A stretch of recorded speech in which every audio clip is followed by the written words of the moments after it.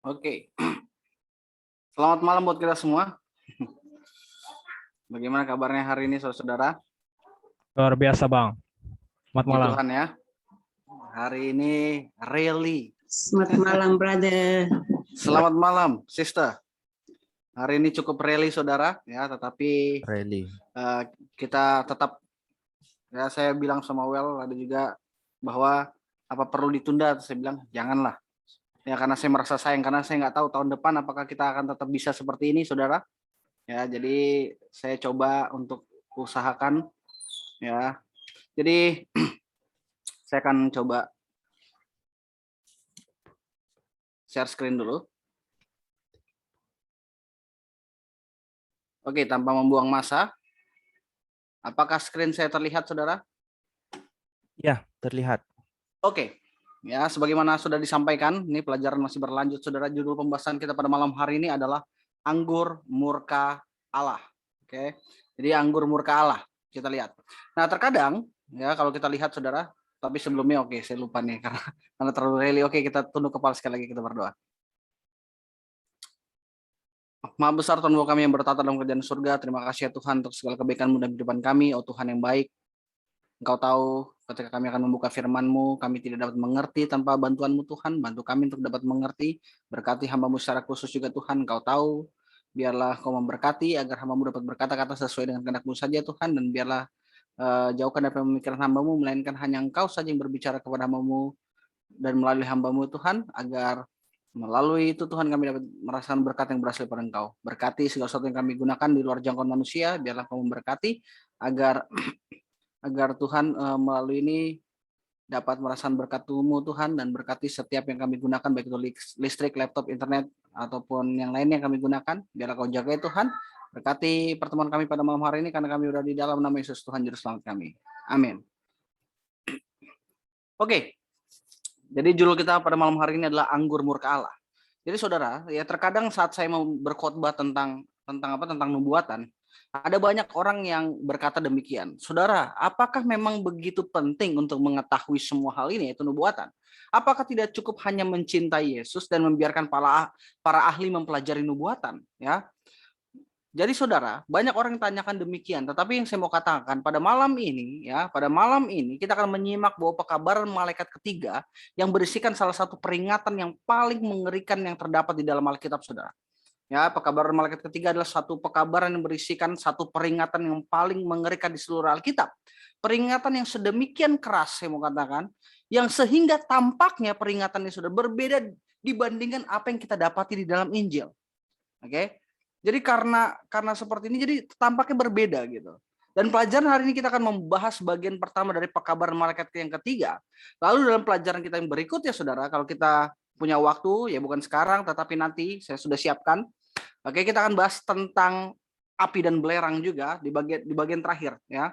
Bagian terakhir daripada pekabaran ini. Karena ini sebenarnya satu kalimat ya, dan tentang milenium, apa yang terjadi. Oke, nah hari ini kita akan menyinggung, tetapi dalam pelajaran berikutnya kita akan melihat secara lengkap, ya bukan sahabat depan, tetapi nanti kita akan pelajari saudara. Saya kasih trailernya dulu ya, sebagaimana saya sampaikan selalu. Oke, pekabaran malaikat ketiga demikian berkata kepada kita dalam Wahyu pasal 14 ayat 9 dan 11 sampai 11. Alkitab katakan, dan seorang malaikat lain, malaikat ketiga menyusul mereka dan berkata dengan suara nyaring. Apa isi perkabarannya? Jikalau seorang menyembah binatang dan patungnya itu, dan menerima tanda pada dahinya atau pada tangannya, apa sebagai akibatnya?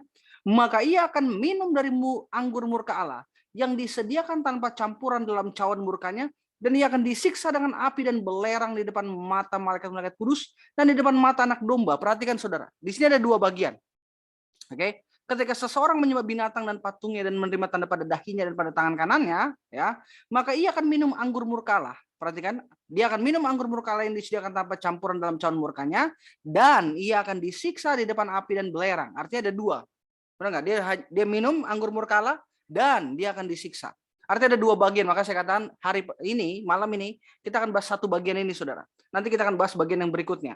Oke, dan dikatakan di ayat 11, maka asap api yang menyiksa mereka itu naik sampai selama-lamanya, dan siang malam mereka tidak hentinya disiksa. Itu mereka yang menyembah binatang serta patungnya itu, dan barang siapa yang telah menerima tanda namanya.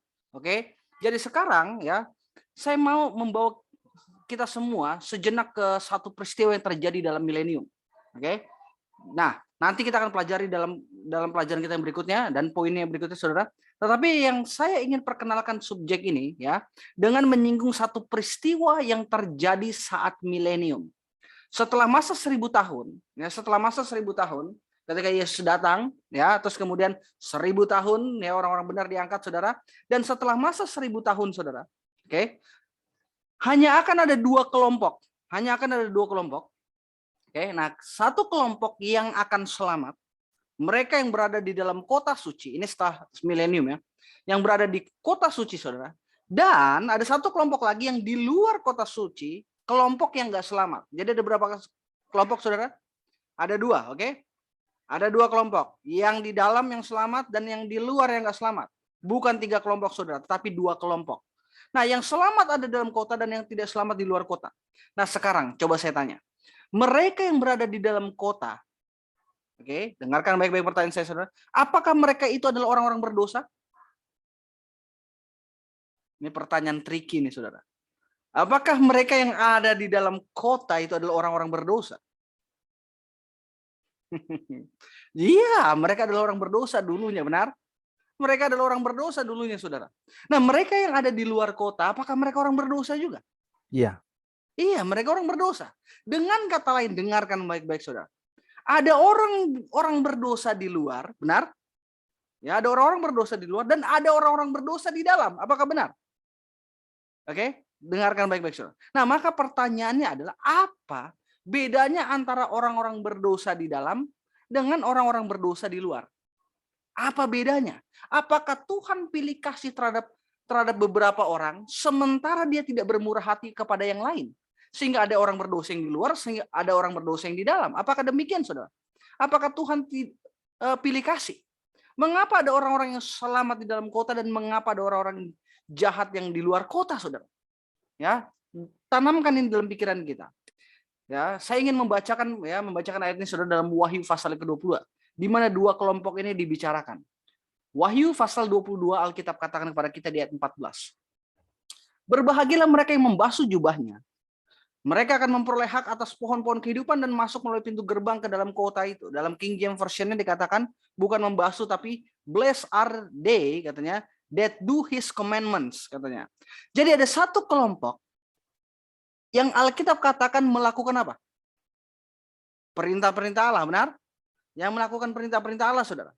Atau dalam bahasa Indonesia kita, saya nggak terlalu memusingkan, saudara, yaitu mereka yang membasuh jubah mereka, karena intinya sama ini, baik membasuh ataupun memelihara hukum Tuhan. Mereka berada di mana nih? Orang-orang yang membasuh. Katanya, perhatikan, mereka akan memperoleh hak atas pohon-pohon kehidupan dan masuk melalui pintu-pintu gerbang ke dalam apa? Ke dalam kota. Pertanyaan saya, artinya kelompok ini ada di mana? Di dalam. Ada di dalam kota. Cirinya apa? Mereka yang melakukan hukum Tuhan, ya, dan membasuh jubahnya, benar? Tanamkan ini, saudara. Tetapi ada kelompok lain yang ada di luar nantinya. Perhatikan di ayat berikutnya, saudara, ayat 15. Tetapi anjing-anjing, tukang-tukang sihir, maksudnya bukan anjing-anjing ya, saudara. Bukan anjing animal, bukan anjing yang beneran, saudara. Ingat, ini adalah revelation, simbol. Nah, di dalam Alkitab anjing sering dikatakan sebagai orang-orang yang sebenarnya seharusnya sebagai penjaga umat-umat Tuhan, tetapi dia nggak menjaga umat Tuhan. Makanya di dalam Perjanjian Lama ada anjing yang tidak menyalak, dia nggak menggonggong, bukan menjaga, malah dia diam aja. Oke, jadi ini bukan anjing beneran, saudara. Ini bukan binatang anjing ya. Jadi tetapi anjing-anjing, ya, tukang-tukang sihir, orang-orang sundal, kata dia. Orang-orang pembunuh, penyembah-penyembah berhala, dan setiap orang yang mencintai dusta dan yang melakukannya, saudara, bukan hanya mencintai tapi melakukannya, tinggal di luar. Jadi ada dua kelompok berdasarkan Alkitab. Satu ada di dalam kota, benar? Yang lain ada di luar kota. Yang ini, yang di luar kota ialah yang di dalam kota adalah mereka yang menuruti perintah-perintah Tuhan, benar? Ya, dan membasuh jubah mereka, benar nggak? Ini yang Alkitab katakan tadi di ayat 14. Nah, sementara yang di luar kota adalah mereka yang nggak menuruti perintah-perintah Tuhan. Benar? Karena daftar yang kita dapati di ayat 15 itu adalah hal-hal yang melanggar prinsip-prinsip yang kita temukan dalam apa? Dalam 10 hukum, saudara. Nah, sekarang dengarkan baik-baik. Hari ini kita akan berbicara tentang murka Allah yang akan jatuh ya atas orang-orang jahat yang berakhir di luar kota. Oke, kita akan bahas tentang murka Allah yang akan jatuh terhadap orang-orang jahat yang berakhir di luar kota, saudara. Dan saya mengundang saudara untuk membuka dalam Wahyu pasal 15. Oke, Wahyu pasal 15. Saudara akan melihat mengapa saya mempelajari ya pelajaran kita, mengawali pelajaran kita pada malam hari ini dengan menyinggung dua kelompok ini. Kenapa saya harus menyinggung dua kelompok ini, saudara? Dua kelompok orang yang berdosa. Satu kelompok orang berdosa yang diselamatkan dan satu kelompok orang berdosa yang tidak diselamatkan. Apa bedanya? Ya, kita akan lihat, saudara. Oke, kita baru saja membaca. Oke, perhatikan baik-baik. Alkitab katakan kepada kita tadi bahwa mereka yang ada di dalam adalah mereka yang mematuhi perintah-perintah Tuhan, benar? Atau mereka yang membasuh jubah mereka. Terus kemudian mereka yang ada di luar adalah mereka yang mempraktekkan perbuatan-perbuatan keji yang melanggar perintah-perintah Tuhan. Tetapi ceritanya, dengarkan baik-baik. Ceritanya tidak hanya sampai di sini. Karena kita tidak diselamatkan, karena kita mematuhi perintah Tuhan, benar nggak? Kita bukan orang legalis, saudara, yang diselamatkan karena kita melakukan perintah Tuhan, tidak. Oke? Kita akan menyimak bahwa perintah-perintah Tuhan adalah buah dari hal lain. Oke, nanti kita akan bahas di detik-detik terakhir sebelum pelajaran kita, bukan malam ini, saudara, tapi di malam-malam yang mendatang, sebelum kita mengakhiri series kita, oke, yaitu buah suatu hubungan dengan Yesus. Kita buka Wahyu pasal 15 ayat 1. Di sini ada deskripsi tentang murka Allah yang akan dicurahkan ke atas dunia tidak lama sebelum kedatangan Yesus yang kedua kali. Alkitab katakan kepada kita, dan aku melihat suatu tanda lain di langit besar dan ajaib. 7 malaikat dengan 7 malapetaka terakhir. Karena dengan ini, apa kata Alkitab? Berakhirlah murka Allah. Dengarkan baik-baik, saudara.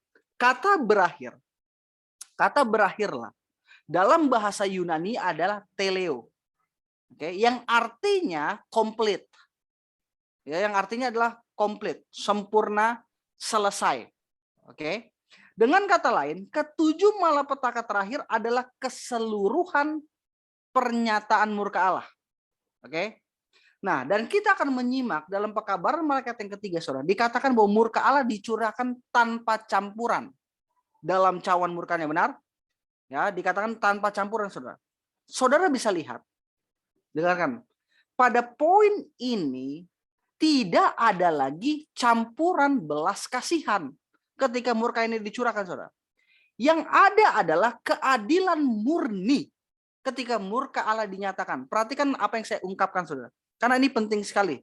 Ya, sekarang tidak ada campuran belas kasihan. Yang ada hanyalah apa? Keadilan murni, saudara. Oke, keadilan murni. Ya, ketika ini dicurahkan, keadilan murni, saudara. Jadi, saya ingin kita menyimak dalam Wahyu pasal 15 ayat 1 ini, saudara. Ialah bahwa malapetaka ini, berdasarkan apa yang dikatakan di sini, berisikan murka Allah yang dicampur tanpa campuran, katanya dalam Wahyu pasal 14, atau sepenuhnya, ya, seluruhnya, benar nggak? Tanpa campuran sama sekali, murka ini. Nah, sekarang kita pergi ke Wahyu 16 ayat pertama. Wahyu 16 ayat pertama. Sebelum kita buka, dengarkan baik-baik pertanyaan saya, saudara. Di manakah terdapat murka Allah ini? Apa wadah? Saudara tahu wadah? Apakah sama wadah di sana? Oke. Sama ya. Apakah wadah dari murka Allah ini, saudara? Perhatikan Wahyu 16 ayat 1.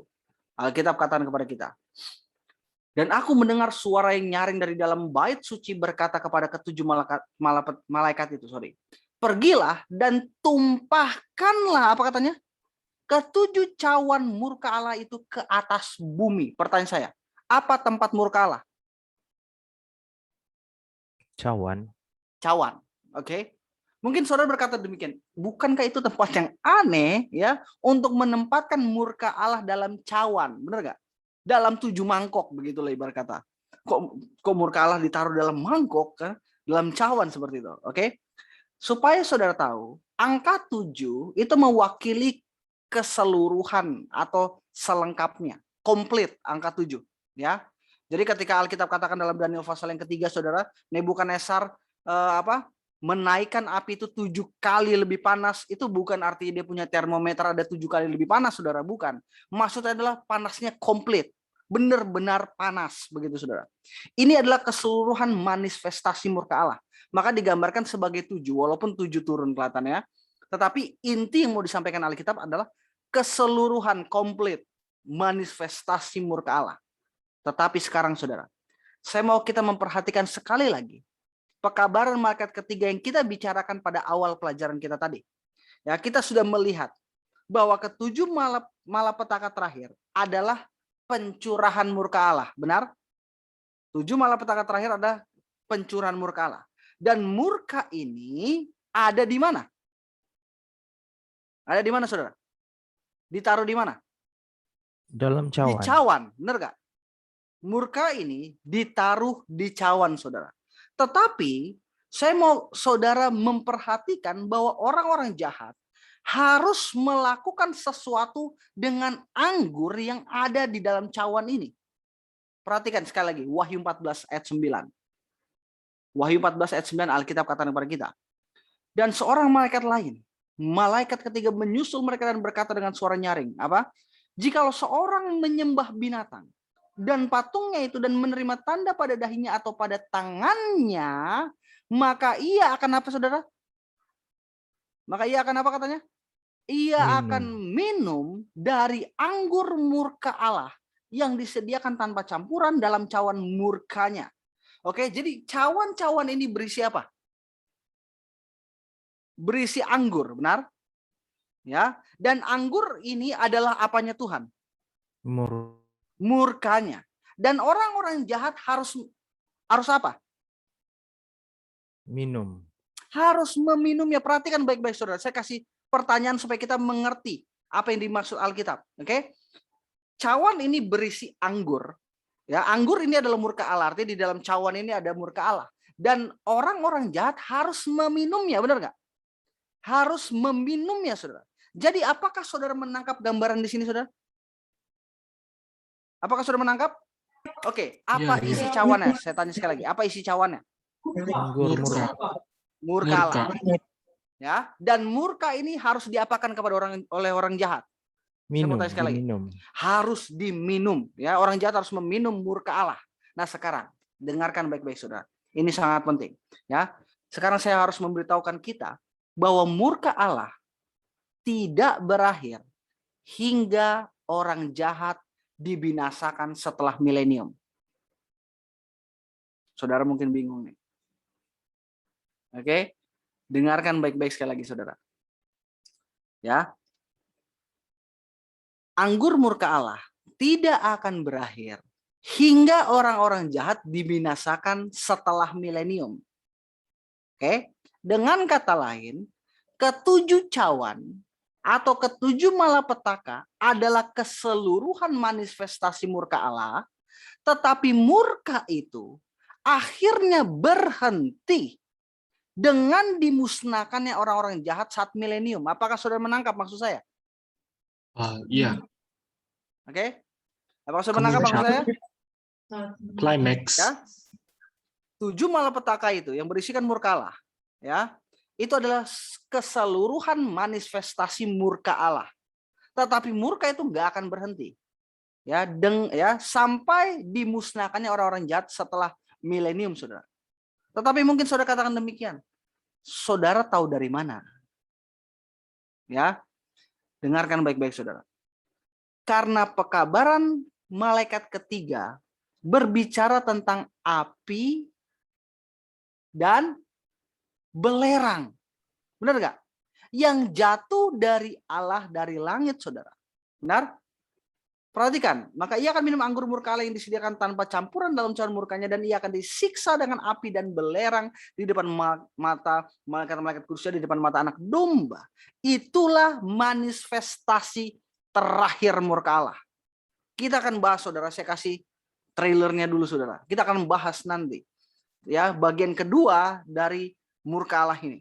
Nah, maka kita bisa berkata bahwa malapetaka ini adalah cicilan pertama dari keseluruhan murka Allah, saudara. Oke, dan itu akhirnya akan mencapai puncaknya dengan dibinasakannya orang-orang jahat oleh api setelah milenium.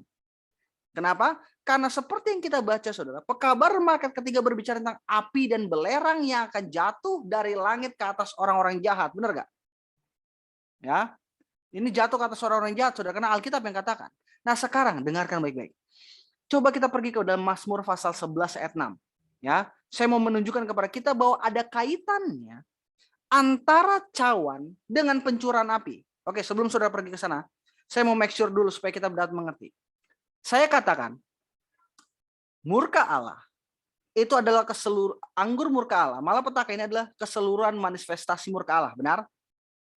Ya, yang mana itu baru berhenti kalau orang-orang jahat dibinasakan setelah milenium, atau dengan kata lain neraka, benar nggak?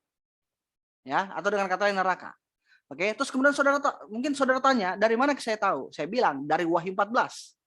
Ya, di mana dikatakan bahwa itu ada api dan belerang. Oke. Nah, untuk kita bisa lihat bahwa ini benar ada hubungannya antara murka, antara cawan dengan pencurahan api, kita pergi ke Mazmur 11, saudara, ayat 6. Supaya kita bisa lihat perbandingan dari apa yang Alkitab ungkapkan kepada kita. Supaya biarkan Alkitab menjelaskan dirinya sendiri. Dikatakan dalam Mazmur 11 ayat 6. Ia menghujani orang-orang fasik dengan apa?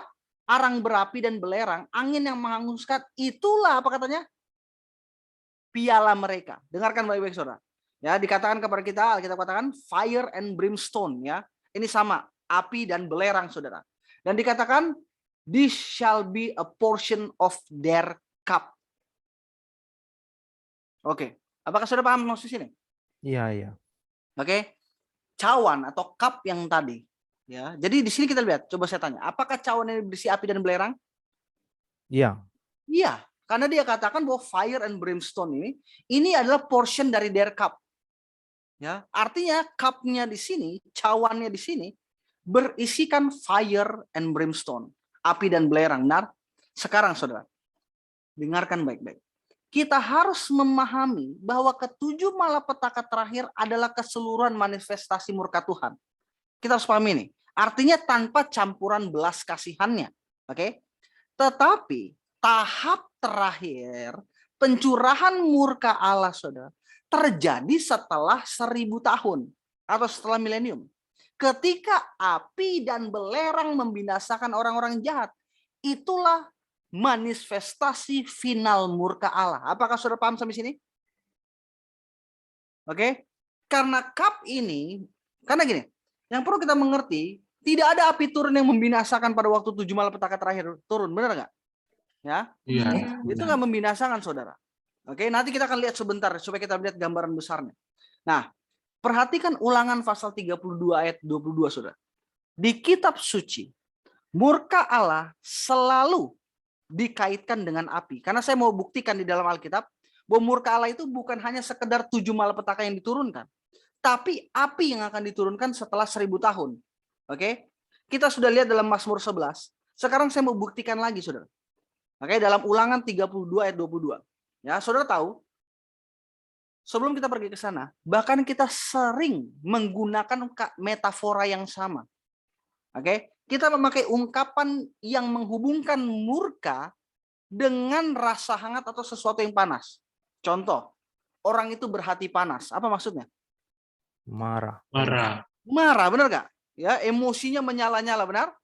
Ya, atau kita bisa katakan bahwa hati saya panas. Benar nggak? Artinya apa? Itu kita selalu menggunakan metafora yang sama. Ya, bagaimana kemarahan selalu diungkapkan dengan sesuatu yang panas, benar nggak? Atau api. Nah, dengan kata lain, saudara, murka Allah dikaitkan dengan konsep api ini. Ya, murka Allah dikaitkan dengan konsep api ini, saudara. Tetapi saya mau jelaskan sesuatu kepada kita. Satu hal yang penting. Murka Allah itu tidak seperti murkanya kita. Oke? Murka Allah tidak sama dengan murkanya kita. Saudara tahu, kita marah biasanya karena ego kesayangan kita tersinggung, benar nggak? Ya, ego kesayangan kita tersentuh, ya, dan seterusnya sehingga kita marah. Tetapi Ya, tetapi saudara, murkanya Tuhan itu berbeda. Bukan karena dia tersinggung, saudara. Ya, karena dia dan kekudusannya tidak bisa ya hidup berbarengan dengan dosa. Oke? Karena dia dan kekudusannya nggak bisa hidup bareng dengan dosa. Kebenaran dan kesuciannya tidak bisa berada dalam satu ruangan dengan dosa. Ini yang terjadi, saudara. Oke? Ya, dan oleh karena itu murka Allah adalah pencurahan hukuman dari Tuhan kepada mereka yang telah menolak Yesus, saudara, ya, sebagai juru selamat dan Tuhan. Makanya saya tekankan waktu kita bicara tentang sealing, ada orang-orang yang ada di atas gunung, perwira-perwira, pembesar-pembesar yang meminta runtuhlah menimpa kami dan sembunyikanlah kami daripada anak domba, murka anak domba, benar gak? Kenapa saya katakan lalu? Kenapa harus digunakan kiasan Yesus sebagai anak domba? Yesus banyak ungkapan untuk menggambarkan Yesus. Kenapa nggak digambarkan sebagai murka dari singa suku Yehuda? Lebih cocok menurut saya, benar nggak? Ya, singa dari suku Yehuda. Tapi kenapa harus murka anak domba? Kita akan lihat di sini, saudara. Kenapa penggambaran itu? Karena gini, saudara. Setiap kali Alkitab menjelaskan nama Yesus, ada maksudnya. Ya, ada maksudnya, saudara. Itu nggak sembarangan ditulis seperti ini. Kenapa Yesus digambarkan sebagai anak domba? Kenapa dia digambarkan sebagai singa dari suku Yehuda? Kenapa dia digambarkan ular tembaga dan seterusnya? Itu tidak sembarangan. Itu memiliki arti. Oke? Jadi, saudara. Ya, jadi, ya, karena kekudusan Tuhan nggak bisa hidup bersama-sama dengan orang berdosa. Oke? Ini yang terjadi, saudara. Kenapa murka itu seperti itu? Dengarkan baik-baik. Seperti Yesus, apakah saudara ingat bahwa di dalam bait suci, ya, ada beberapa orang yang menuduh Yesus bahwa dia melanggar Sabat karena dia menyembuhkan orang yang lumpuh tangan kanannya. Apa saudara ingat cerita ini? Iya. Saudara ingat? Ya, itu terdapat dalam Markus, saudara, ceritanya. Nah, satu-satunya di Perjanjian Baru di mana kita menemukan kata marah, saudara, dikaitkan dengan kisah Yesus yang ada dalam cerita ini. Oke, ketika Yesus melihat kekerasan hati mereka, Alkitab katakan Yesus marah. Ya, apakah ini jenis marah yang kita miliki, saudara? Kemarahan yang biasa kita buat, apakah kemarahan Yesus sama itu dengan kemarahannya kita? Apakah sama, saudara? Kira-kira tidak sama, saudara. Marahnya Yesus berbeda dengan marahnya kita. Itulah yang kita sebut sebagai marah demi kebenaran. Ya, ini sama seperti Musa waktu dia marah-marah, dia banting 10 hukum, saudara. Oke? Itu bukan marah seperti kita marah kalau ego kita ego kita tersentuh, saudara. Ya, atau orang memaki kita atau yang lainnya. Tapi ini marah demi kebenaran. Dengan kata lain, bila ada orang melakukan sesuatu yang sama sekali bertentangan dengan apa yang kita tahu betul dan benar dan baik, saudara, kita dipenuhi dengan marah oleh karena kebenaran. Benar nggak? Pernah saudara begini? Ya, dengan orang-orang yang membawakan pekabaran-pekabaran yang jelas-jelas nggak sesuai dengan Alkitab, kita marah, saudara. Bukan karena ego kita tersentuh, tetapi karena kebenaran ini apa? Kok dibuat seperti itu, gitu. Ini yang terjadi, saudara. Jadi murka Allah harus dipahami dalam konteks ini. Coba kita buka Ulangan 32 ayat 22. Alkitab katakan kepada kita. Ya, Alkitab katakan, sebab api telah dinyalakan oleh apa? Dinyalakan oleh murkaku. Perhatikan, saudara. Sebab api telah dinyalakan oleh murkaku dan bernyala-nyala sampai ke bagian dunia orang mati yang paling bawah. Api itu memakan bumi dengan hasilnya dan menghanguskan dasar gunung-gunung. Sekali lagi, apakah murka Allah berkaitan dengan api, saudara? Iya. Api telah dinyalakan oleh murkaku. Jadi Mazmur 11 ayat 6 tadi, ya, kita bisa lihat bagaimana api berhubungan dengan murka, benar? Terus kemudian Ulangan 32 ayat 22, kita melihat juga bahwa api berhubungan dengan murka, ya. Dengan kata lain, itu berhubungan dengan murka Tuhan, saudara, api ini. Itulah tahap terakhir manifestasi murka Tuhan. Oke? Nah, pertanyaan saya, apakah saudara tahu bahwa hal terakhir yang berkaitan dengan murka Allah di dalam Alkitab disebut sebagai kematian kedua? Apakah saudara tahu? Ya, sesuatu yang berkaitan dengan murka Allah, ya disebut sebagai kematian kedua di dalam Alkitab. Perhatikan Wahyu 20 ayat 14 sampai 15. Lautan api di mana terdapat belerang api, ya, adalah manifestasi final dan penggenapan pekabaran malaikat ketiga, saudara. Alkitab katakan kepada kita ini setelah milenium. Lalu maut dan kerajaan maut itu dilemparkanlah ke dalam lautan api. Itulah apa kata Alkitab? Kematian yang kedua, lautan api. Dan setiap orang yang tidak ditemukan namanya tertulis di dalam kitab kehidupan itu, ia dilemparkan ke dalam apa katanya? Ke dalam lautan api. Jadi apa manifestasi terakhir murka Allah, saudara? Disebut sebagai apa? Kematian kedua. Kematian kedua. kedua dalam lautan api. Oke? Sekarang, saudara, kita perlu bertanya pada diri kita sendiri. Mengapa orang-orang jahat harus mengalami manifestasi murka Allah yang sedemikian mengerikan, saudara? Kenapa orang-orang jahat ini harus mengalami manifestasi murka Allah yang sedemikian mengerikan? Saya mau tanya lagi, apakah Yesus mati buat beberapa orang saja? Atau apakah Yesus mati hanya bagi mereka yang akhirnya terdapat dalam di kota suci? Di dalam kota? Apakah Yesus mati hanya untuk mereka, saudara? Dan hanya beberapa orang saja? Tidak. Tidak. Yesus mati untuk apa?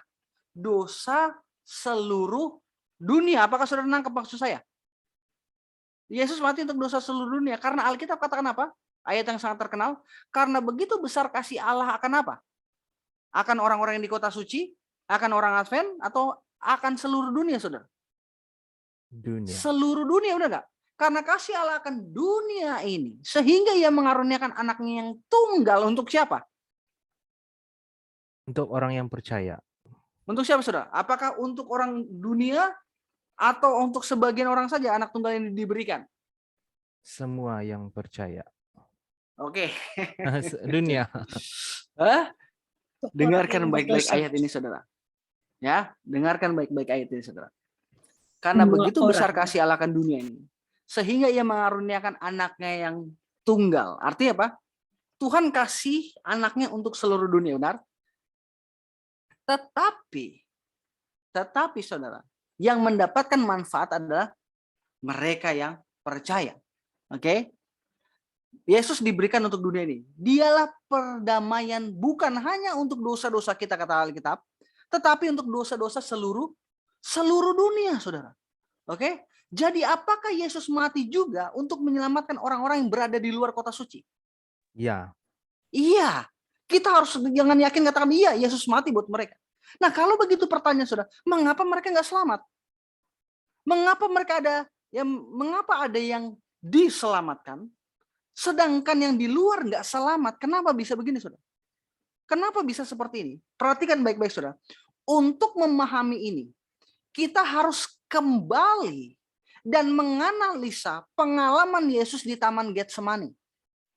Oke? Karena banyak istilah yang kita lihat di bagian pelajaran kita hari ini dipakai ya berkaitan dengan penderitaan Yesus di Taman Getsemani.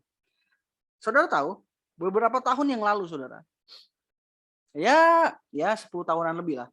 Oke. Saudara ingat sebuah film karya Mel Gibson? Ini semua orang Kristen nonton film ini, saudara. Oke, saudara tahu film ini? Oh iya. The Passion of the Christ. Oke, semua orang Kristen nonton ini, saudara. Apa yang dalam film ini ceritakan, saudara? The Passion of the Christ. Dari judulnya aja kita udah tahu ya, penderitaan Kristus, benar. Mereka yang menonton berkata bahwa film ini menekankan kepada penghukuman fisik yang brutal yang dikenakan kepada Yesus, benar nggak? Dulu saya pertama kali nonton ini, saudara, ya, saya lihat brutal sekali penghukuman yang diberikan oleh Yesus. Diceritakan bagaimana dagingnya tercabik dan seterusnya, saudara. Bagaimana dia tergantung dan yang lainnya, saudara.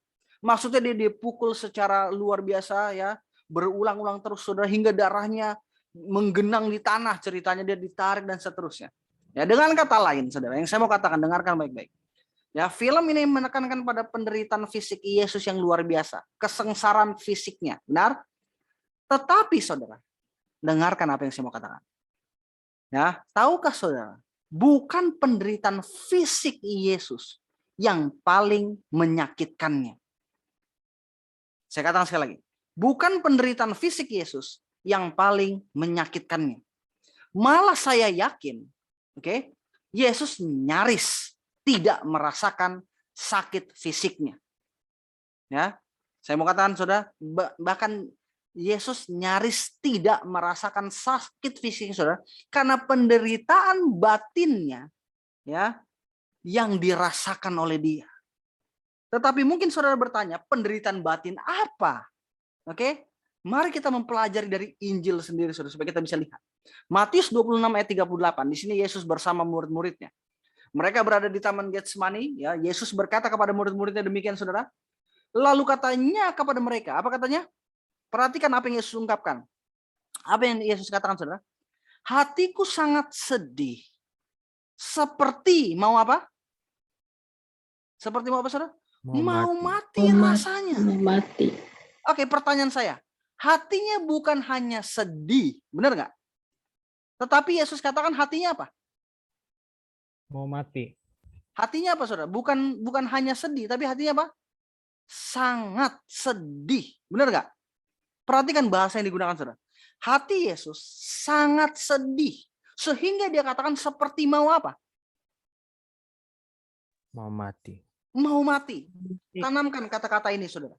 Dengan kata lain, perhatikan yang saya mau katakan. Dengan kata lain, ada begitu banyak kesedihan yang rupanya kesedihan itu menyebabkan apa saudara? Kematian. Dia mau mati, benar nggak? Rasa mau mati. Apakah saudara nangkep maksud saya? Ya. Ada begitu banyak kesedihan saudara, yang itu menyebabkan Yesus mau apa? Mati. Tanamkan di sana. Karena bukan saya yang katakan, dia yang katakan. Yesus yang katakan. Rasa sedih hatinya. Sampai dia katakan dia mau mati. Maka dia berkata kepada muridnya apa? Tinggallah di sini dan berjaga-jaga dengan aku. Dan apa yang mereka lakukan saudara? Apa yang mereka lakukan? Tidur. Mereka pergi tidur. Kemudian apa yang mereka lakukan? Mereka meninggalkan Yesus setelahnya. Benar nggak? Maka Yesus hanya sendirian. Nah, dengarkan baik-baik saudara. Ada sebuah buku yang saya sangat sukai saudara. Ya, beberapa dari saudara mungkin pernah mendengarnya, tapi saya rasa semua orang pernah mendengarnya saudara. Ya, buku ini adalah Desire of Ages, kerinduan segala zaman. Ya, ada 2 bab dalam buku ini yang saya rekomendasikan. Oke, ada 2 bab saudara. Ya, saya mau katakan saudara mustahil membaca buku ini tanpa menangis. Ya, kalau kita nggak menangis baca buku ini, saudara, kita perlu bertanya. Oke. Ya, bab itu adalah pertama yang berjudul Getsemani. Dan yang kedua adalah Kalvari, saudara. Itu 2 bab yang saya rekomendasikan untuk kita baca. Oke. Saudara tahu, buku ini adalah biografi paling dicintai di perpustakaan Kongres Amerika. Ya, dari semua buku biografi tentang Yesus, ini yang paling banyak dan disukai oleh banyak orang. Desire of Ages, saudara. Perhatikan apa yang Ellen White katakan. Ya, dalam Desire of Ages halaman 685. Saat dalam konflik dengan manusia-manusia yang digerakkan oleh roh setan, dia bisa berkata, yaitu Yesus bisa berkata, ia yang telah mengutus aku. Siapa yang mengutus Yesus? Bapa. Oke, dengarkan apa yang dia bilang. Ia menyertai aku. Bapa tidak meninggalkan aku sendiri, sebab aku senantiasa berbuat apa yang berkenan kepadanya. Pertanyaan saya, mengapa Bapa tidak meninggalkannya sendiri? Sebab dia buat apa yang berkenan. Yes, dengarkan baik-baik saudara. Karena dia berbuat sesuatu yang berkenan kepadanya. Oke, tanamkan ini saudara. Perhatikan lebih lanjut komentarnya. Tetapi sekarang, nih lagi ngomongin di Getsemani saudara. Tetapi sekarang dia seakan terputus dari cahaya hadirat Allah yang menopangnya selama ini. Oke, sekarang dia terbilang, apa itu terbilang? Terhitung. Terbilang, Tergolong. bagian, oke, menjadi bagian bersama para pendosa. Jadi dia terbilang menjadi bagian bersama dengan para pendosa. Dia harus menanggung rasa bersalah manusia yang telah jatuh dalam dosa. Dia harus nanggung ini saudara. Kepadanya tidak pernah, ya, kepadanya yang tidak pernah berdosa. Yesus nggak pernah berdosa saudara. Harus dibebankan apa katanya? dosa kita semua. Jadi dia yang nggak pernah berdosa, dibebankan dosa kita semua, saudara. Begitu mengerikannya dosa itu baginya, begitu beratnya rasa bersalah yang harus dipikulnya, kata dia, sehingga dia tergoda untuk khawatir. Itu akan selamanya memisahkan dia dari kasih Bapaknya. Merasakan betapa mengerikannya apa? Murka Allah terhadap para pendosa. Yesus berseru, hatiku sangat sedih, seperti mau mati rasanya. Mengapa Yesus sangat sedih, saudara? Terpisah dari Dia Bapa. merasakan. Karena dia merasakan murka Allah yang jatuh ke atas dia. Sehingga ketika murka Allah ini jatuh ke atas dia, saudara, dia katakan hatiku sedih seperti mau mati. Perhatikan Matius 26 ayat 44, saudara. Ya. Yesus ada di Taman Getsemani. Dia sementara sedang berlutut. Dia sementara sedang berdoa pada Bapaknya. Oke. Dia memohon kepada Bapaknya. Nah, sebelum cerita ini, saudara, waktu dia berdoa, ini bahkan sebelum siapapun menyentuh dia, benar nggak? Sebelum tentara yang datang dengan Yudas ini datang. Oke, perhatikan baik-baik, saudara. Di ayat 39. Maka ia maju sedikit, lalu sujud dan berdoa. Katanya, ya Bapakku, jikalau sekiranya mungkin, biarlah apa? Cawan ini lalu daripadaku. Tetapi janganlah seperti yang kuhendaki, melainkan seperti yang engkau hendaki. Pertanyaan saya, perhatikan kata cawan ini, saudara. Perhatikan kata cawan ini. Kita lihat di ayat yang ke-42. Lalu ia pergi untuk kedua kalinya dan berdoa. Katanya, ya Bapakku, jikalau cawan ini tidak mungkin lalu, kecuali apabila aku, apa katanya? Meminumnya. Perhatikan baik-baik, saudara. Kecuali apabila aku meminumnya, jadilah kehendakmu. Apakah kita mendapatkan unsur yang sama yang ada di pekabaran malaikat ketiga? Ya. Apakah kita Iya. dapat Iya. unsur yang sama, saudara? Ya. Saat dicurahkan ke 7 malapetaka terakhir, apakah kita dapatin? Di Wahyu, ya tadi kita lihat, saudara, di Wahyu dikatakan cawan itu berisi apa? Murka. Murka Allah, benar? Oke. Nah, Yesus di sini dia pegang cawan, benar nggak? Pertanyaan saya, siapa yang memberikan cawan itu yang harus diminum oleh Yesus? Bapa. Bapak. Perhatikan baik-baik, saudara. Ya. Ini peristiwa ketika Petrus mengeluarkan pedang untuk memotong telinga seseorang. Yohanes 18 ayat 11, saudara. Kata Yesus kepada Petrus, sarungkanlah pedangmu itu. Bukankah aku harus minum cawan yang diberikan Bapa kepadaku? Siapa yang memberikan cawan ini, saudara? Bapaknya yang memberikan cawan itu. Tapi mungkin saudara katakan itu mustahil.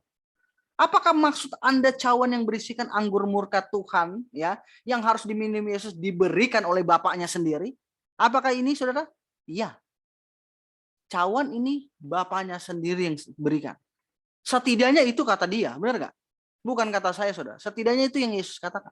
Tidak heran ketika Yesus berada di Taman Getsemani, seorang malaikat harus datang untuk menguatkannya, saudara. Oke, kalau tidak, kira-kira dia sudah mati karena dia katakan hatiku sedih sampai mau mati, benar nggak? Apakah saudara paham maksud saya? Kalau malaikat ini nggak datang, saudara, Yesus pasti mati. Karena dia sendiri kata, jadi gini, saudara. Ini bukan ungkapan yang, aduh saya sedih banget nih mau mati. Bukan begitu, saudara. Ini bukan ungkapan yang kayak gitu. Itu benar. Ini benar-benar ketika dia katakan, apakah Yesus bohong, saudara? Apakah itu hanya metafora? Apakah itu hanya perkataan kiasan? Waktu Yesus katakan hatiku sedih dan aku mau mati. Tidak. Bukan. Itu benar-benar dia katakan dia mau mati, saudara. Itu benar-benar, jadi bukan kiasan kita, aduh saya sedih banget nih, mau mati rasanya. Kalau kayak gini, kita sering ngomongin metafora seperti itu, benar nggak? Ketika kita berbicara, tapi itu bukan seperti yang kita bicarakan, saudara. Itu seperti yang dia bicarakan, dia mau mati, dia benar-benar mau mati. Kita lihat Lukas 22, 43 dan 44 dikatakan di sana, saudara. Alkitab katakan, maka seorang malaikat dari langit menampakkan diri kepadanya untuk memberi kekuatan kepadanya. Ia sangat ketakutan. Perhatikan, saudara. Yesus apa? Sangat ketakutan dan makin bersungguh-sungguh berdoa. peluhnya menjadi seperti titik-titik darah yang bertetesan ke tanah, saudara. Berapa darah yang saudara pernah melihat orang mengeluarkan keringat darah? Harus berapa banyak kesengsaraan yang dia pikul sampai dia harus mengeluarkan keringat darah, saudara. Ya, saya nggak tahu terminologinya dalam bahasa medis. Ya, ada satu kondisi di mana ketika seseorang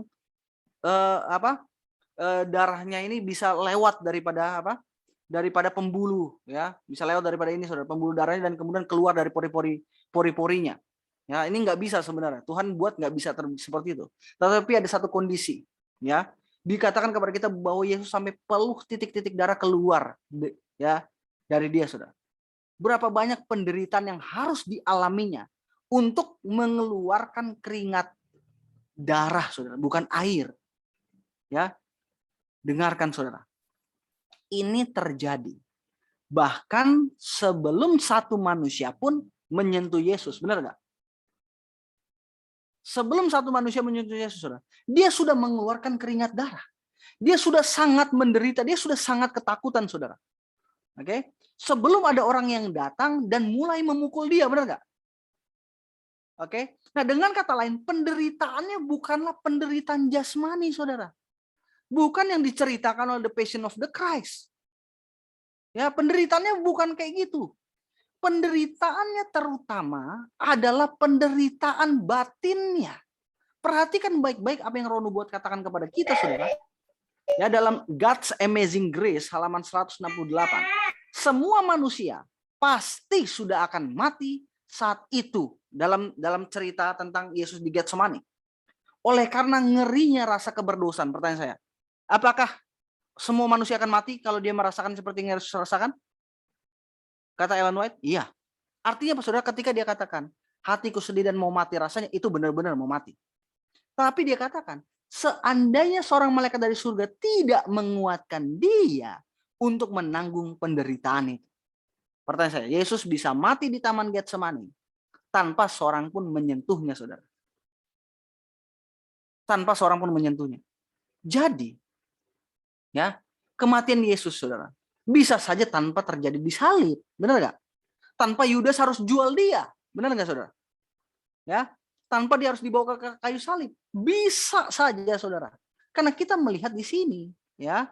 Jadi di sini kita melihat, saudara, bahwa kalau malaikat Gabriel tidak memberikan kekuatan kepada Yesus, niscaya dia sudah mati, saudara. Dengan kata lain, penderitaan Yesus tidak ada kaitannya dengan mahkota duri, ya, dengan punggungnya yang dipukul, dan semua penderitaan jasmaninya, saudara. Tetapi itu berkaitan dengan penderitaan batin yang luar biasa. Karena Bapaknya telah memberikan cawan murkanya. Dan Yesus harus mati dari cawan itu, saudara. Ya, Yesus harus minum dari cawan itu. Saudara tahu, kita melihat sekilas perasaan Yesus, ya, dari sebuah nubuatan yang diberikan sekitar 1000 tahun sebelum Yesus lahir, saudara. Mazmur 22 ayat 2-3. Ya, ini adalah kata-kata yang diucapkan Yesus di kayu salib. Dikatakan, Allahku, Allahku, mengapa engkau meninggalkan aku? Aku berseru tetapi engkau tetap jauh dan tidak menolong aku. Allahku, aku berseru pada waktu siang tetapi engkau tidak menjawab, dan pada waktu malam tetapi tidak juga aku tenang. Dia berkata, aku berseru dan engkau tidak apa? Mendengar. Pertanyaan saya, mengapa Bapa tidak mendengar, saudara? Tahukah saudara mengapa, saudara, Bapa tidak mendengar Yesus? Karena Yesus sedang meminum cawan murka Allah. Oke, kenapa Bapa nggak dengar dia? Karena Yesus sementara minum cawan murka Allah. Karena Yesus seperti yang telah kita simak, saudara, sedang menanggung dosa-dosa seluruh dunia pada dirinya sendiri. Perhatikan baik-baik, saudara. Saya akan bacakan 2 pernyataan Roh Nubuat. Ya, dikatakan kepada kita dalam Desire of Ages halaman 686. Dia merasa dosa telah memisahkannya dari Bapaknya. Jurangnya begitu lebar, begitu kelam, ya, begitu dalam sehingga rohnya bergetar di hadapannya. Ini yang dia rasakan, saudara. Sesuatu yang sangat dalam sekali. Ya, begitu lebar sekali, saudara, sampai dia ketakutan, tadi Alkitab katakan. Ya, Dia tidak boleh memakai kekuasaan ilahinya untuk meloloskan diri dari penderitaan ini. Sebagai manusia dia harus menjalankan penderitaan akibat dosa manusia. Sebagai manusia dia harus merasakan murka Allah atas dosa. Dia harus merasakan murka ini, saudara. Oke? Lebih lanjut dikatakan kepada kita, sebagai pengganti dan jaminan bagi manusia berdosa, Kristus menderita di bawah penghakiman ilahi. Dia melihat apa artinya keadilan, saudara. Sampai saat ini, dia yang menjadi perantara bagi orang lain. Yaitu saat ini, saudara. Ellen White lagi bilang, kita diperantarai oleh Yesus. Sekarang, kata dia, waktu di Getsemani, dia rindu memiliki seorang perantara bagi dirinya sendiri. Tidak ada yang menjadi pengantara baginya di hadapan Bapaknya, saudara. Karena dia sementara sedang memikul dosa-dosa dunia. Saudara bisa bayangkan bagaimana perasaan orang yang nggak punya pengantara. Orang yang nggak punya pengantara, saudara. Seharusnya ketika kita berdosa, kita bersyukur karena masih ada pengantara. Karena rasa mengerikannya dosa itu, saudara. Feeling guilty-nya itu, saudara. Begitu luar biasa. Tentang orang yang nggak punya pengantara. Perhatikan pernyataan yang berikut, saudara. Ya, dalam Desire of Ages halaman 693. Di saat krisis yang mengerikan itu, ketika semuanya dipertaruhkan, ketika cawan yang misterius bergetar di tangan dia yang menderita, langit terbuka, kata saudara. Suatu cahaya bersinar di tengah kegelapan badai jam yang kritis ini. Dan seorang malaikat perkasa yang berdiri di hadapan Allah, saudara, yang mengisi kedudukan dari mana setan telah jatuh, datang ke sisi Kristus. Jadi ketika dia melewati jam-jam tergelap hidupnya, saudara, di Taman Getsemani, ya, di mana dia melewati ini, saudara, ketika dia sementara bergetar meminum cawan murka ini, saudara, Alkitab katakan langit terbuka dan malaikat yang ada di sisi Tuhan itu Gabriel, saudara, turun ke sisi Yesus. Dan dia katakan, malaikat itu tidak datang untuk mengangkat cawannya. Dia nggak mau ambil cawan itu, saudara, karena Yesus harus meminumnya dari tangan Kristus, melainkan untuk menguatkan dia untuk meminumnya dengan jaminan kasih Bapaknya. Artinya, saudara, saudara bisa bayangkan ketika dia meminta pengantaran, ketika dia meminta semangat dari murid-muridnya, Yesus dapetin nggak? Dia nggak dapetin, saudara. Sehingga saudara bisa bayangkan ketika kita merasakan kesedihan dalam hidup kita, terkadang kita mencari orang untuk berdoa buat kita, benar nggak? Apa jadinya ketika kita nggak temuin itu, saudara? Ini yang terjadi pada Yesus. Itu mungkin masalah kita sedikit. Ini masalah Yesus adalah dosa seluruh dunia, saudara, yang dia rasakan. Ya, feeling tentang dosa seluruh dunia, saudara. Oke, dan dia datang dan kemudian dia minta penguatan dari murid-muridnya malah tidur. Dan Tuhan harus kirimkan malaikat Gabriel, saudara, untuk menguatkan Yesus. Mungkin dia bisa bercerita, saudara, minumlah. Minum cawan ini. Tuhan tetap mengasihi. Mungkin seperti itu, saudara. Ya, kita bisa melihat bagaimana dia menguatkan Yesus untuk tetap meminumnya. Kenapa? Karena kemanusiaannya udah mau menolak, benar nggak? Dia sampai 3 kali, saudara, dia katakan, Tuhan kalau boleh lalu cawan ini, dia nggak mau minum, saudara. Kalau saudara baca tentang Getsemani, saya merinding bacanya, saudara. Kata-kata yang diungkapkan oleh Ellen White, 3 kali juru selamat kita minta cawan ini disingkirkan. Tapi puji Tuhan, dia katakan, jadilah kehendakmu. Saudara bisa bayangkan. Ketika dia mau maju. Ya, ketika dia mau maju, saudara. Dan dia berhenti, dia bilang, enggak, saya nggak mau minum ini. Itu sebuah pergumulan, saudara. Bahkan Ellen White katakan, bahkan untuk seorang anak Allah. Itu nggak main-main. Itu pergumulan yang luar biasa. Dan dia tetap meminumnya, kenapa? Karena dia ingat. Kalau saya nggak minum, saudara Daryl nggak akan selamat.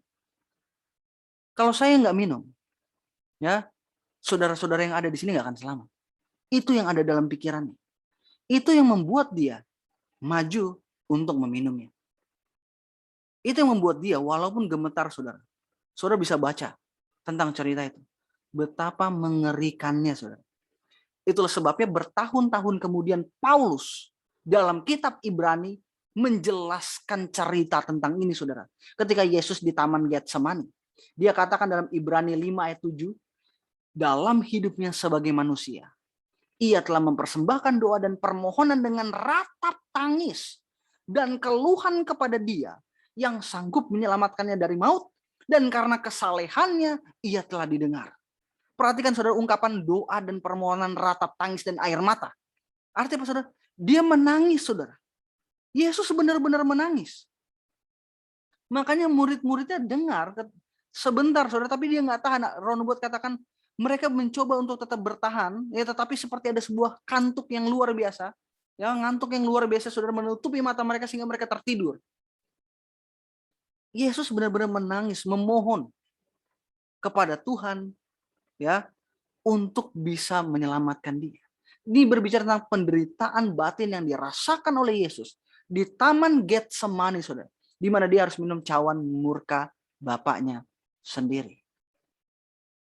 Saudara tahu apa yang menjadikannya sangat sulit bagi Yesus? Ialah bahwa faktanya, ya, sepanjang pelayanannya di atas dunia ini, saudara, dia telah merasakan kedekatan intim dengan Bapaknya.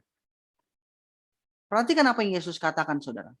Dan ia yang telah mengutus aku, ia menyertai aku. Ia tidak membiarkan aku sendiri, sebab aku senantiasa berbuat apa yang berkenan kepadanya. Yesus katakan, aku nggak pernah sendiri. Bapakku selalu menyertai aku karena aku melakukan apa yang benar padanya. Tetapi sekarang dalam penderitaan batin di Getsemani, saudara, Yesus katakan, Bapakku telah meninggalkan aku sendiri. Allahku, Allahku, mengapa engkau meninggalkan aku? Tentu saja pertanyaannya muncul, mengapa Yesus minum cawan murka Allah, saudara? Mengapa Yesus meminum cawan murka Allah? Ya, saudara, dengarkan baik-baik.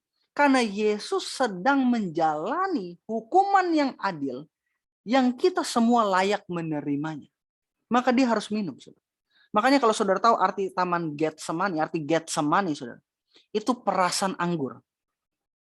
Itu artinya, saudara, perasan anggur, di mana anggur akan diperas. Dan saudara tahu Wahyu pasal 14, di mana ada kilangan anggur, di mana ada tuayan anggur yang dikilang di luar kota.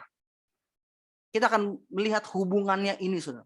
Kenapa Getsemani ada artinya adalah pemeras anggur atau kilangan anggur, saudara.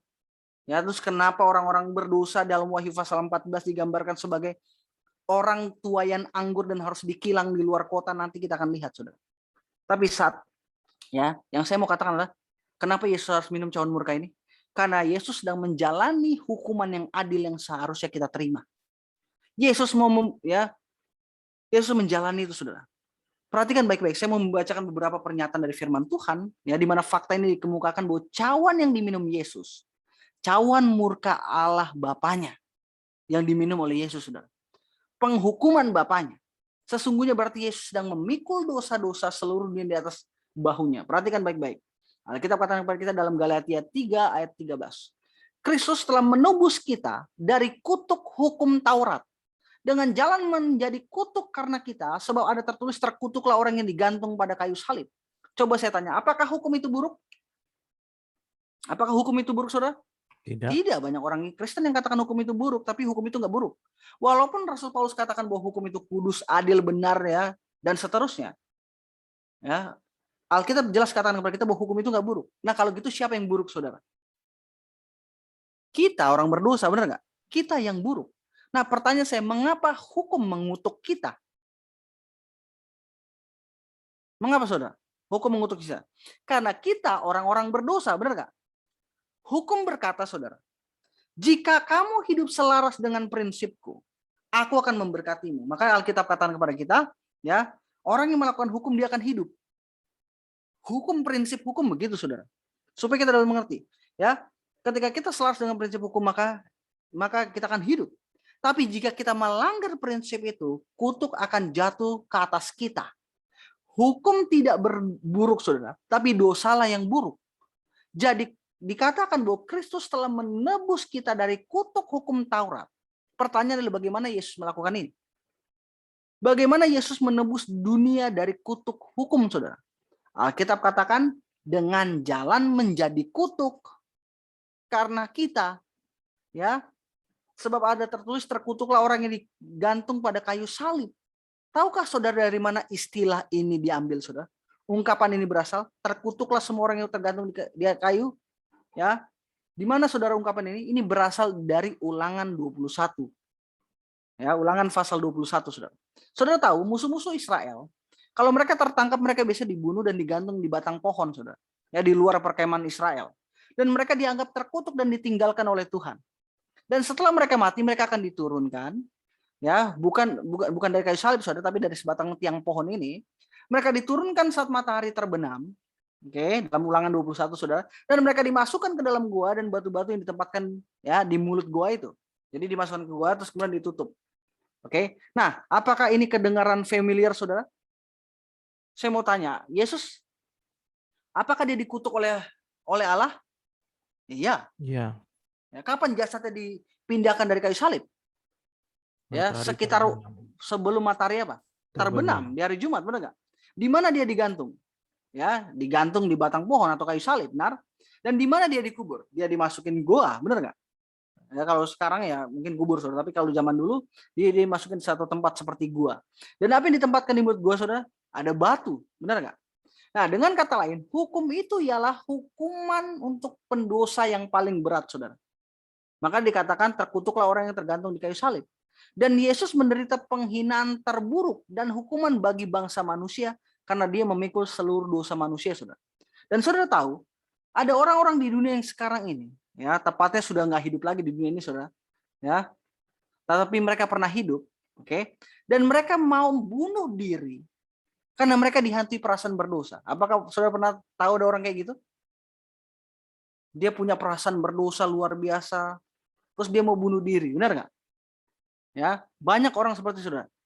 Oke, nah saudara tahu, saudara bisa bayangkan bagaimana rasanya menanggung sendiri perasaan bersalah dari setiap dosa yang telah dilakukan, saudara.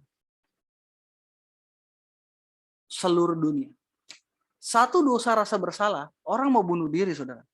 Tapi bagaimana rasanya seluruh dosa dunia ini diletakkan di atas Yesus, dan perasaan bersalah dari setiap dosa yang dibuat, saudara. Bagaimana perasaannya seperti itu yang dirasakan oleh Yesus, yang sedang dilakukan atau yang akan dilakukan sepanjang sejarah manusia. Ya, sebenarnya itulah yang memusnahkan hidup Yesus, saudara. Itulah yang meremukkan hatinya, ya. Itulah yang meremukkan hatinya, saudara. Dan dia, ya, oke, itu yang meremukkan hatinya, perasaan bersalah ini, saudara. Perasaan dosa ini, saudara, yang dirasakan oleh Yesus, dan itu yang meremukkan hatinya. Jadi Yesus mati, saudara. Kalau saudara baca baik-baik penyaliban Yesus, Yesus mati bukan karena luka-luka yang dia terima, benar nggak? Oke, itulah sebabnya pencuri di kayu salib harus diapain? Dipatahkan. Harus dipatahin supaya dia mati. Jadi kematiannya bukan karena penderitaan fisik, saudara. Bahkan tidak heran tentara Roma datang untuk apa? Karena dia kaget, kok udah mati nih orang. Karena dia kaget seperti itu, saudara. Sehingga dia menusuk sisinya Yesus, benar nggak? Dia menusuk sisinya Yesus, saudara, untuk memastikan dia ini udah mati atau belum. Dan tentara heran itu, ya, dia heran. Kenapa? Karena pencuri-pencuri masih hidup, tapi Yesus sudah mati. Ya, Yesus mati bukan karena luka-luka jasmaninya, saudara. Yesus mati karena hatinya hancur. Hatinya hancur, saudara. Karena dosa manusia. Saudara pernah berdoa, perasaan bersalah, saudara nangis sampai terisak-isak seperti jantung kita. Seperti itu. Dan Yesus, itu satu dosa kita, saudara, mungkin. Dan Yesus merasakan semuanya. Dia mati karena hatinya benar-benar hancur, saudara. Oleh karena dosa seluruh manusia. Ya, dia merasakan bagaimana dia nggak bisa lagi memandang wajah Bapaknya yang memperdamaikan dia. Karena Alkitab katakan kegelapan menutupi. Benar nggak? Itu udah menutupi, saudara. Kenapa? Maka Yesus sampai teriak, ya Eli, Eli lama sabachthani. Karena dia benar-benar ngerasain, saudara. Dia benar-benar merasakan keterpisahan kekal oleh karena dosa yang dibuat. Dari manusia, oleh karena dosa manusia, dan dia merasakan ini, saudara. Karena dia sedang memikul perasaan berdosa seluruh dunia. Perhatikan baik-baik 2 Korintus 5 ayat 21, saudara. Alkitab katakan, Dia yang tidak mengenal dosa telah dibuatnya menjadi dosa karena kita, supaya dalam dia kita dibenarkan oleh Allah. Perhatikan baik-baik. For he had met him, for he, Indonesia nggak ada ya. Oke, nggak ada di bagian depannya. Sehingga kita nggak bisa lihat. For he, karena dia, siapa dia di sini saudara? Ya, for he had met him, karena dia telah membuat dia, siapa dia di sini yang pertama? Bapa. Bapa.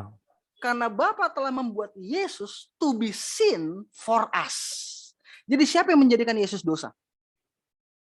Bapa. Bapaknya. Supaya kita boleh mendapatkan apa? Kebenaran Allah dalam Yesus. Saudara tahu? Dalam cerita Abraham, siapa bapaknya? Dalam cerita Abraham, saudara, dengan Ishak, siapa yang jadi bapak? Abraham. Abraham. Siapa yang jadi anak? Yang jadi Ishak. Yesus? Ishak. Dan apa yang harus dilakukan Abraham terhadap Ishak? Bunuh Ishak. Dia yang harus bunuh, saudara. Ini perasaan yang dimiliki oleh Yesus. Jadi kita bisa melihat bahwa Bapa menjadikan Yesus dosa. Yesus tidak berdosa. Dengarkan baik-baik, saudara. Yesus tidak berdosa. Tapi dia dijadikan dosa. Apakah saudara paham terminologi ini?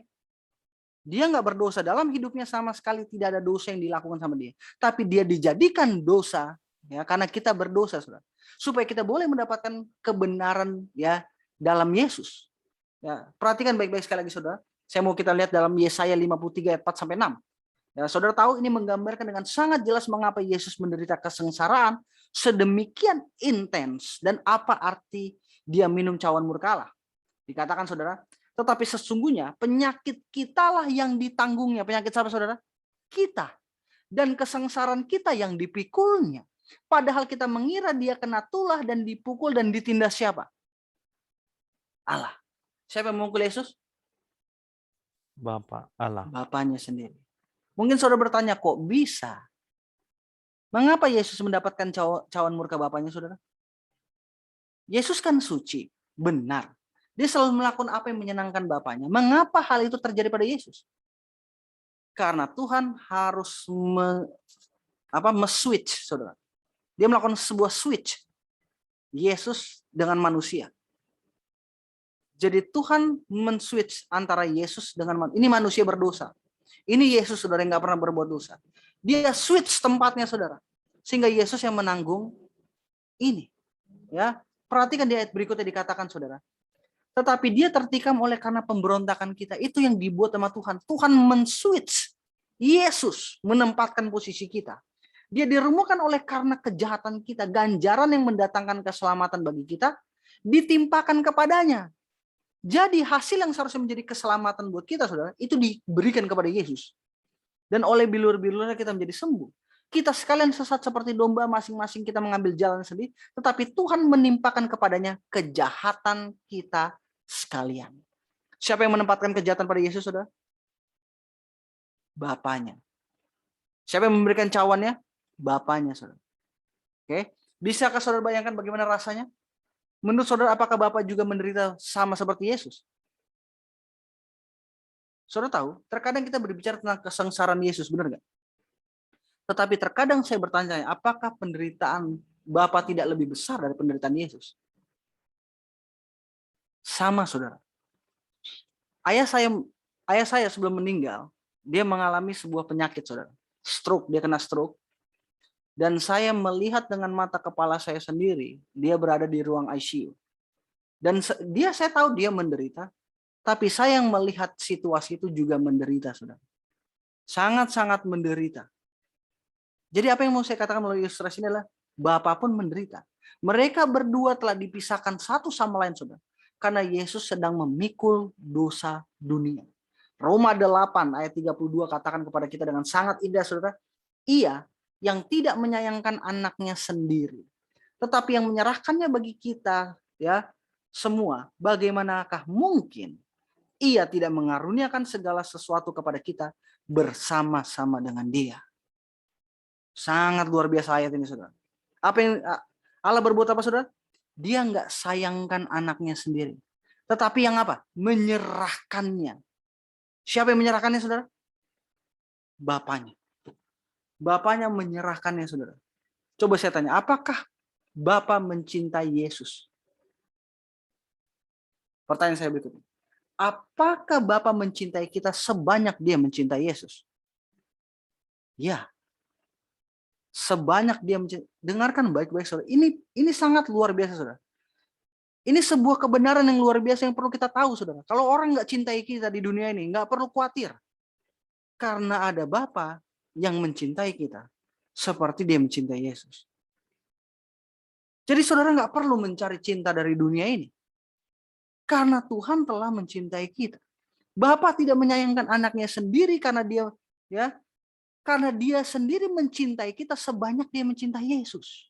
Kalau tidak saudara, dia tidak mau menjalani kesedihan dan penderitaan yang luar biasa gara-gara siapa? Gara-gara kita. Agar suatu hari nanti kita akan berada dalam kerajaannya saudara. Dia mencintai kita sebanyak dia mencintai anaknya. Itu kebenaran Alkitab saudara.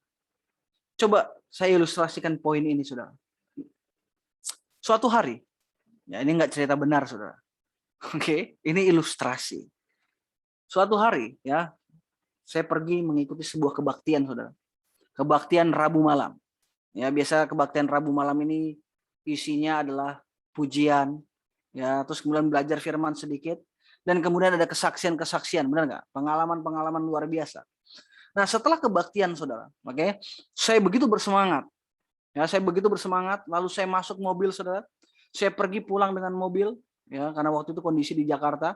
Saya begitu bergembira saudara dengan apa yang terjadi pada waktu Rabu malam. Ya, dalam kebaktian 2 ini.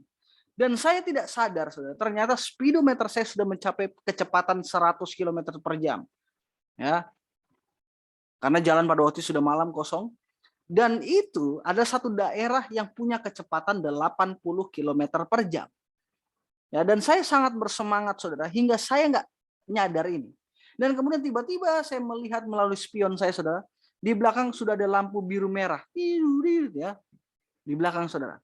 Dan ketahuilah saudara, tiba-tiba polisi keluar dari mobil. Dan kemudian dia maju ya, dan kemudian dia datang ke jendela saya dan dia katakan, boleh saya lihat SIM-nya? Ya, terus kemudian saya mulai mengeluarkan dompet saudara, dan kemudian saya lihat ternyata saya lupa bawa SIM. Ternyata saya nggak tahu taruh SIM-nya di mana saudara. Lalu polisi itu katakan ada STNK, ya. Jadi STNK apa saudara tahu STNK saudara? Oke, apakah ada STNK? Ya. Dan kemudian saya coba saya cari di mobil dan ternyata tidak ada, ya tidak ada STNK-nya. Dan polisi itu tanya, kalau gitu siapa nama Anda? Terus kemudian saya bilang nama saya Daryl. Terus kemudian apa pekerjaan kamu? Saya katakan saya pelayan Tuhan. Saya katakan demikian. Terus kemudian polisi itu katakan, nah tunggu sebentar, saya akan kembali ke mobil, ya ke mobil saya dan saya akan lihat dan saya akan periksa melalui ID, ya data penduduk, oke. Dan kemudian dia periksa, maka beberapa menit kemudian dia kembali lagi saudara ke tempat saya. Terus kemudian dia katakan, Daryl semuanya cocok, ya. Saya tahu kamu punya SIM, ya. Saya tahu kamu punya STNK-nya, ya. Karena semuanya tercatat ya di dalam database, oke, ke warganegaraan. Dan kemudian saya gembira, ya dia tahu saya punya kan. Lalu polisi itu katakan, tetapi surat tilangnya nanti nyusul, kata dia. Maka polisi itu memandang saya setelah dia katakan demikian dan dia katakan, saudara tahu, ya sebagai seorang pelayan Tuhan seharusnya Anda mematuhi hukum kaisar. Dan kemudian saya katakan, saudara, Anda tahu, saya sudah tahu itu. Ya, tapi karena saya terlalu bersemangat, ya, karena kebaktian doa, terus kemudian saya bersemangat, ya saya sampai lupa injak rem, saudara. Saya sampai lupa injak rem, Pak Polisi, gitu, ya kan? Terus kemudian polisi itu mandang saya setelah saya ceritakan itu, saudara. Dan kemudian dia katakan, oke, saya akan bebaskan Anda. Tetapi lain kali Anda harus berhati-hati. Dengarkan baik-baik, saudara. Coba saya tanya, apakah polisi itu melakukan hal yang benar? Enggak, dia nggak melakukan yang benar nggak? Dia tidak melakukan yang benar. Tapi mungkin saudara katakan, lah udah bebas kok, ya kan? Polisi itu tidak melakukan hal yang benar, saudara. Karena saya telah apa? Melanggar hukum, benar nggak? Ya, saya telah melanggar hukum dan keadilan menuntut saya untuk membayar denda. Apakah benar? Keadilan menuntut saya untuk bayar denda, saudara. Dan saya bersyukur, ya, saya tidak harus bayar dendanya. Tapi seandainya polisi itu melakukan tugasnya, dia seharusnya memberi saya surat tilang, benar nggak? Ini yang harus dibuat sama polisi kalau dia lakukan tugasnya dengan benar. Tapi saudara tahu apa yang seharusnya lebih baik? Yang lebih baik seharusnya adalah seandainya polisi itu datang ya ke dalam jendela saya dan kemudian dia katakan, Daryl, Anda tahu bahwa menurut ketentuan hukum, jika Anda berkendaraan 10 km di atas sebatas kecepatan ya maksimal, Anda harus bayar denda. Dan Anda tahu, ya, Anda harus mempertanggungjawabkan itu. Ya, tetapi saya kasih tahu Anda satu hal. Saya akan pergi ke kantor polisi dan saya akan pergi ke hakim dan akan membayar denda tilang untuk Anda. Ya, tentu saja saudara saya mau katakan ini nggak terjadi dalam kehidupan yang sesungguhnya, benar nggak? Tapi coba saya tanya, seandainya polisi itu pergi ke pengadilan, ke hakimnya dan membayar tilang saya, saudara, denda saya, apakah keadilan dipertahankan? Apakah keadilan dipertahankan, saudara? Apakah keadilan hukum telah dipertahankan oleh polisi ini? Ketika Ya, dia membayar denda? Iya, dipertahankan. karena tilangnya telah dibayar, benar nggak? Tetapi pada waktu yang sama, apakah belas kasihan telah ditunjukkan? Iya. Ya. Iya, karena polisi itu yang membayar denda itu, saudara. Saya nggak harus bayar, benar nggak? Persis seperti itulah yang terjadi pada Yesus. Saudara bisa lihat, kita seharusnya mati. Itu udah jelas. Kita seharusnya dihukum dengan vonis kematian. Tetapi Yesus membayar kematian yang seharusnya kita jalani. Dan karena Yesus telah membayar kematian yang seharusnya kita jalani, maka keadilan pun terpenuhi, tuntutan hukum sudah dipuaskan, bahwa orang yang melanggar harus mati. Namun pada waktu yang sama, saudara, belas kasihan ditunjukkan karena dia yang menjalani hukum itu, supaya saya nggak menderita. Itulah sebabnya Ellen White katakan di kayu salib, hukum dan kasih karunia bertemu, saudara, bercium-ciuman. Kenapa? Karena keadilan dipuaskan dan kasih karunia ditunjukkan nama Tuhan di atas kayu salib. Ya, Alkitab katakan kepada kita dalam Yohanes pasal 3 ayat 16, karena begitu besar kasih Allah akan dunia ini, saudara. Coba saya tanya, apakah Yesus mati untuk menyelamatkan semua orang? Apakah dia telah membayar utang semua orang? Iya. Ya. Iya. Ya. Apakah begitu, saudara? Apakah dia membayar utang semua orang? Saya mau Ya. katakan, saudara, dia tidak bayar utang semua orang. Oke? Tetapi dia membuat persediaan untuk membayar hutang semua orang. Oke? Dia memberikan sebuah persediaan untuk membayar hutang semua orang. Sekarang saya kembali ke pertanyaan asli kita di awal dalam pelajaran kita. Mengapa ada satu kelompok orang di dalam kota suci yang adalah orang-orang berdosa tapi mereka selamat? Tapi ada kelompok orang-orang berdosa lain di luar kota suci yang akhirnya dibinasakan oleh api dan belerang. Di mana bedanya? Di mana bedanya, saudara? Saudara-saudara, perbedaannya semata-mata ialah kelompok yang ada di dalam kota suci telah menerima pemberian yang dibeli Yesus dengan darahnya sendiri. Saudara lihat, Yesus dengan mencurahkan darahnya telah membayar harga yang tidak terbatas. Dia telah membayar cukup untuk menyelamatkan setiap manusia di planet bumi ini. Tetapi saya harus menerima pemberian itu. Dan jika saya tidak menerima pemberian itu, saudara, maka saya masih tetap berada dalam dosa-dosa saya. Dan saya harus menjalani kematian, benar nggak? Kalau saya nggak terima pemberian itu. Jadi kita kembali ke orang-orang berdosa yang di luar kota suci, saudara. Yang akhirnya terkena hukuman tertinggi murka Allah. Mengapa mereka harus menjalani hukuman ini? Apakah Yesus sudah menjalankan hukuman itu bagi mereka, saudara? Iya, Yesus sudah jalani hukuman itu untuk mereka. Yesus telah menderita murka Allah. Dia telah membayar hukuman dosa-dosa mereka. Tetapi mereka buat apa? Mereka menolak menerima pembayaran yang dibuat sama Yesus. Kita buka dalam Wahyu 20 ayat 7-9. Berbicara saat milenium, saudara. Ketika orang-orang jahat mengepung kota suci di Yerusalem. Ya, mereka yang menolak pembayaran yang ditawarkan Yesus. Dikatakan, dan setelah masa 1000 tahun itu berakhir, iblis akan dilepaskan dari penjaranya, dan dia akan pergi menyesatkan bangsa-bangsa pada keempat penjuru bumi, yaitu Gog dan Magog, dan mengumpulkan mereka untuk berperang, dan jumlah mereka sama dengan banyaknya pasir di laut. Dan maka naiklah mereka ke seluruh dataran bumi, lalu mengepung perkemahan tentara orang-orang kudus. Dan kota yang dikasih itu, tetapi dari langit turunlah api menghanguskan mereka. Itukah yang kita temukan dalam Kabar Malaikat ketiga, saudara? Api turun dari langit, ya, dan kemudian melahap orang-orang jahat. Apakah itu yang kita lihat? Iya. inilah manifestasi akhir murka Allah dalam pekabaran malaikat ketiga. Sekarang, dari mana istilah ini berasal? Di mana dikatakan tentang bangsa-bangsa di seluruh dunia ini, dari keempat penjuru bumi, Gog dan Magog. Dari mana ini, saudara? Saya mau katakan, istilah ini berasal dari Yehezkiel pasal 39. Yehezkiel pasal 39.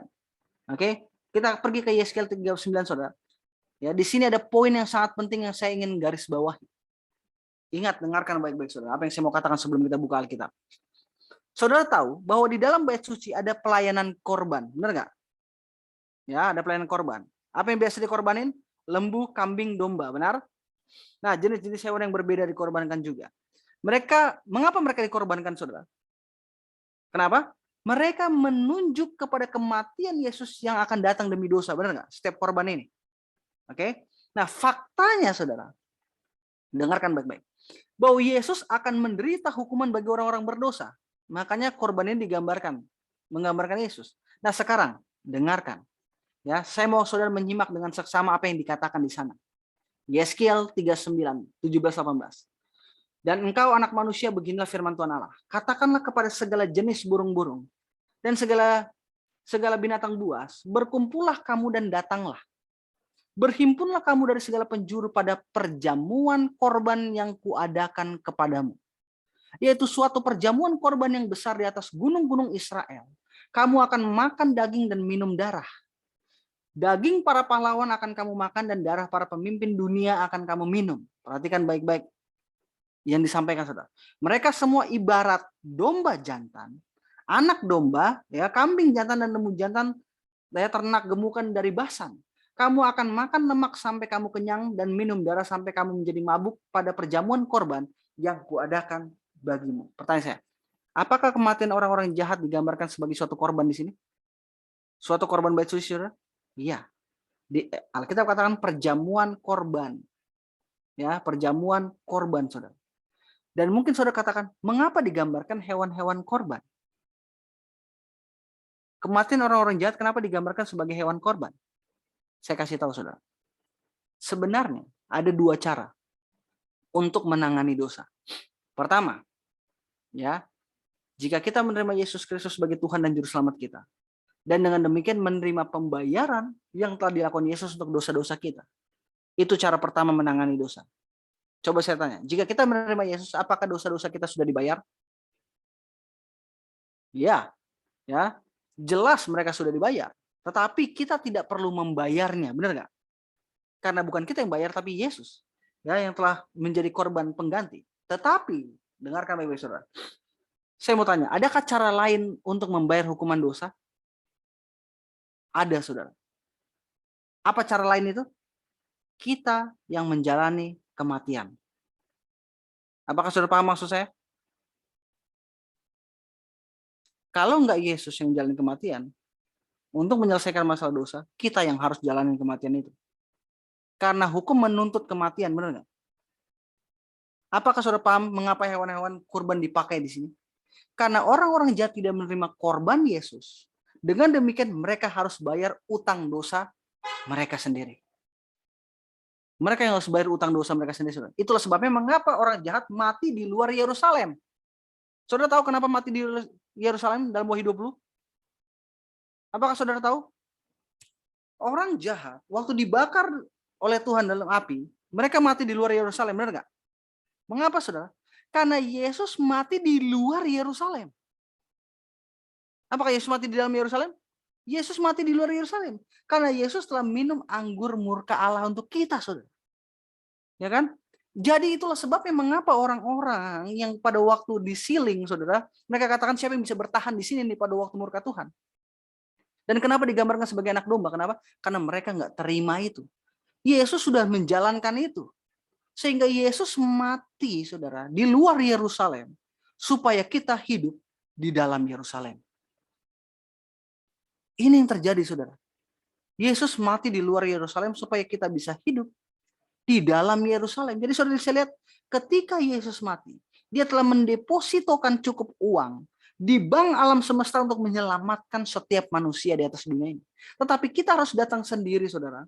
Ya, harus datang sendiri dan kita menarik uang itu sendiri sebagaimana pelajaran kita sebelum-sebelumnya. Oke? Dan jika kita tidak menarik uang itu, Saudara, maka pembayaran Kristus tidak bermanfaat apa-apa bagi kita. Sehingga kita harus membayar dosa-dosa kita dengan kematian kita sendiri. Apakah Saudara paham maksud saya sini? Jadi, Yeskiel 39 berbicara tentang kelompok orang-orang yang berada di luar kota suci. Karena Yeskiel 38 dan 39 berbicara tentang Gog dan Magog. Konteks yang sama terdapat dalam Wahyu 20. Ya, maka pertanyaan saya ialah, mengapa mereka berada di luar kota suci itu nggak selamat? Karena mereka menolak Yesus sebagai juru selamat dan Tuhan. Dan sebagai akibatnya, mereka memilih untuk menyembah siapa? Binatang. Jadi saudara, ya, apakah menerima Yesus Kristus adalah urusan hidup dan mati? Iya. Saudara bisa lihat, kecuali Yesus yang menderita murka Allah menggantikan kita, maka kita yang akan harus menjalani murka Allah itu. Kita buka sekali lagi saudara Wahyu pasal 20 ayat 14 sampai 15. Lalu maut dan kerajaan maut itu dilemparkan ke dalam lautan api. Itulah kematian yang kedua, lautan api. Tahukah ya, apa itu kematian kedua saudara? Kematian kedua ialah kematian di mana tidak ada lagi kebangkitan. Itu kematian kedua, saudara. Apakah Yesus mengalami kematian kedua? Apakah Yesus mengalami kematian kedua, saudara? Tidak. Yesus merasakan pengalaman kematian kedua. Dia merasakan persamaan yang sama yang dirasakan oleh orang berdosa di luar kota suci. Karena mereka sadar bahwa hidup mereka akan dihabisi. Dan mereka akan selamanya lenyap dari eksistensi, saudara. Ya, jangan melewatkan pelajaran berikutnya. Ya, trailer lagi nih, saudara. Tentang hal ini, karena kita belum selesai. Ya, karena kita akan bahas tentang isu itu, saudara. Tetapi saya mau kita lihat ayat berikutnya. Alkitab katakan, dan setiap orang yang tidak ditemukan namanya tertulis di dalam kitab kehidupan itu, ia dilemparkan ke dalam lautan api itu. Ya, kitab siapa, saudara? Kitab kehidupan ini. Kitabnya siapa? Perhatikan baik-baik, saudara. Wahyu 13 ayat 18.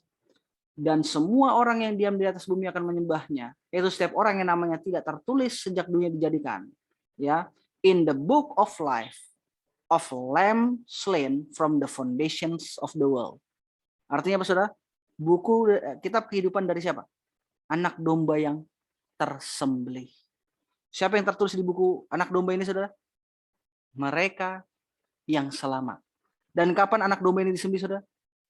From the foundations of the world. Artinya apa? Rencananya telah dibuat di masa kekekalan. Tetapi implikasinya ketika Yesus Kristus datang ke atas bumi. Maka saudara-saudara, siapa yang akan minum dari anggur murka Allah?